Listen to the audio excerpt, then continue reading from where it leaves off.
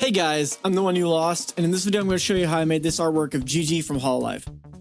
So this particular artwork was something that I was kind of going for a very, what's the word? I don't even know what to call it. It's like, originally I just wanted to, if I'm being perfectly real, I just kind of wanted to draw behind. That's, that's the complete honesty of it. I wanted to draw a behind. I didn't know what pose would work, so I was looking up different poses. You'll see as I'm working on it, I don't actually know what I'm doing, if I'm being real. I don't draw butts very often because I'm going to be honest with you, I'm not very good at it. But I do try. And this is a case of me trying, and it took a lot of work, but eventually I got there. You'll notice that the torso is a little bit long in the beginning, and I end up fixing that as well.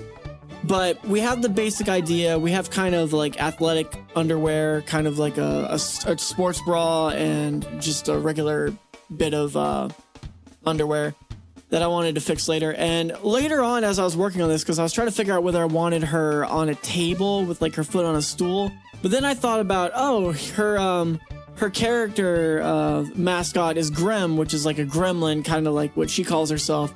So I decided to draw a big, like, plushy Grem, and I thought it would be, like, very cute looking because it's like you're on top of a big squishy thing and it's adorable. But I ended up realizing as I was working on this, as much as I was having fun, it's, in my opinion, probably not. I probably would have changed the attire instead of going for, like, the athletic wear. I might have gone for, like, tights or something to get the same thing but not be so suggestive, you know what I mean?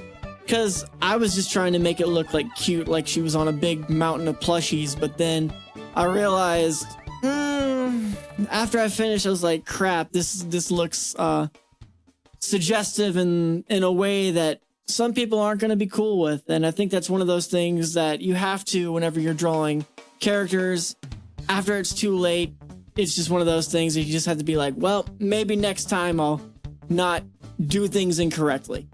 But Gigi is one of those characters that I really, really love, and she really likes being goofy and suggestive herself, so it kind of fit with her. But it's one of those things that I know not everybody's going to be super into that, so if you aren't, sorry.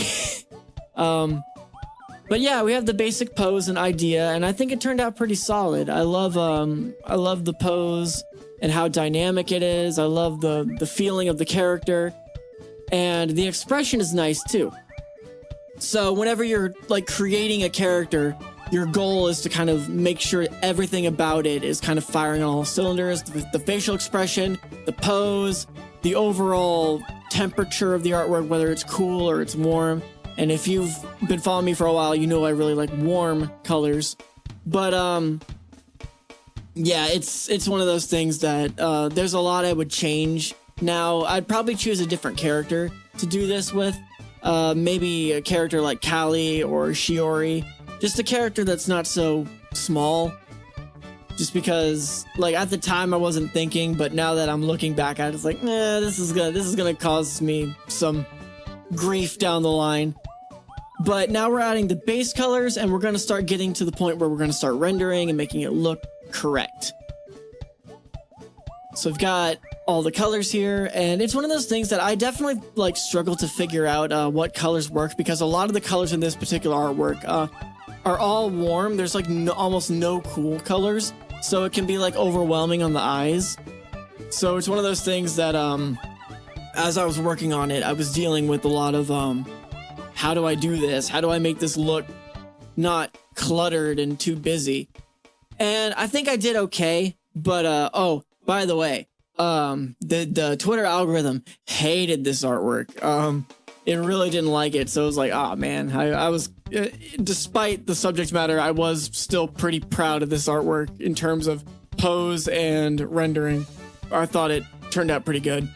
But yeah, we have pretty much finished all the base colors now. We're going to start rendering here pretty soon. I didn't know for a while whether or not I wanted the background to be black or white, but I ended up going with black just because things can sometimes get too bright whenever you're doing a white background. We are blocking out shapes here. That's why we're doing basically cell shading, and then we're using the blur tool in Clip Studio to kind of soften the edges of the cell shading. We're also going to be using the airbrush as an eraser by hitting C on our keyboard, and that just automatically makes the color that checker box pattern, which basically just means eraser. So here we are, we're starting to get the details and the lighting and figuring out where the light's coming from and how everything kind of meshes together. We're gonna bring saturation back with post-processing, which is kind of a trick I've been using for a while now, for a few years at this point. And it's a very solid trick to breathe life back into a very flat artwork. We'll be doing that using tonal curve, color balance, and level adjustment. So now we have kind of the basic going on. We're lightening up the face just a little bit. And I think here pretty soon I'm going to start rendering the hair. I pretty much just use a multiply layer on top of a folder where there are more than one color kind of in the same folder, just to make my life a whole lot easier. You could do it individually, but I personally really like using multiply tools for multicolored hair. It's not a requirement, but it definitely works. If you've been watching this video and putting up with my rambling for a while now, I really appreciate it. If you can hit a like, comment, hit the bell. If you're not sub, it helps me out a whole lot. If you want to see more artworks and learn my process and how I do things, I would love nothing more than to kind of guide you through my artwork and how I do it. So with all that out of the way, let's get back to the video. So the only cool colors in this whole thing are on the Grem plush, which is like, on the white parts I add like a very blue shadow, which kind of makes it separate from the character ever so slightly. But we are pretty close to the end now. We're about to hit the point where I start adding multiply layers and some blending modes to really make everything pop. We're doing the eyes now, and the eyes in this one that I did are kind of okay. I feel I've been losing my touch drawing eyes, and I need to go back. I need to start correcting that, put more love into my eyes like I used to. It'll definitely be a welcome change. Now, as you can see, we added some hue and saturation, and now we're going to be using an add glow layer to add kind of, well, a glow to the skin. But here's where I start adding like details for like little pillows to make it look like she's like on a mountain of plushies and pillows, because that's really cute. I've always found that really cute, and I love it.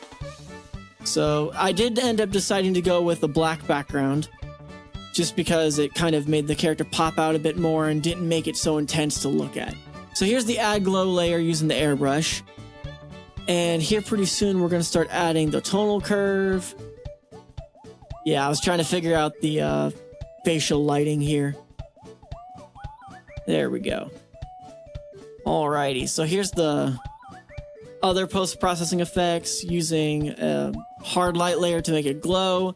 We're then using the tonal curve to add some cool shadows and hot brights, some dust and some color balance, and then we're going to adjust the opacity to where it looks just where we want it. I ended up not going with the background I was originally doing, but for the most part, it turned out alright. And that is how I made this artwork. If you enjoyed this video, let me know in the comments. I'll see you guys next time. Bye.